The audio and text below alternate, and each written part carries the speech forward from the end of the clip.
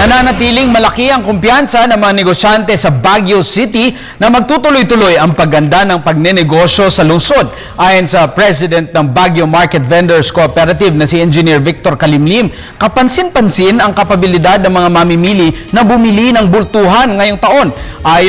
Ito ay bunsod umano sa paglakas ng piso nitong nakalipas na taong 2012. Dagdag pa nito, malaki din ang tiwala ng mga negosyante sa mga reformang ipinatutupad ni Pangulong Aquino upang mapalago ang ekonomiya ng bansa.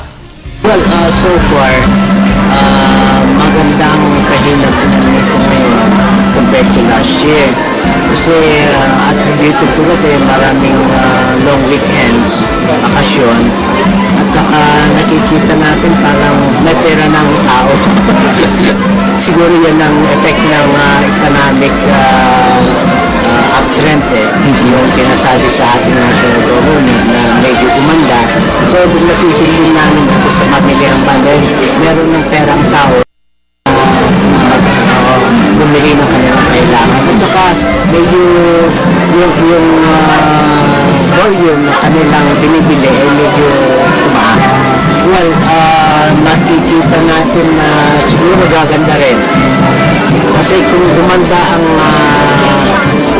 OFW na remittance nila, gaganda rin yung mga pinagdadalan dito na gagastusin dito sa local. At saka yung effect ng peso natin, yung export naman ang epektado dyan. Yung import product natin, medyo gumaan sa ating mga local dahil mas parang mura na konti. So we have the chance to buy at our own level.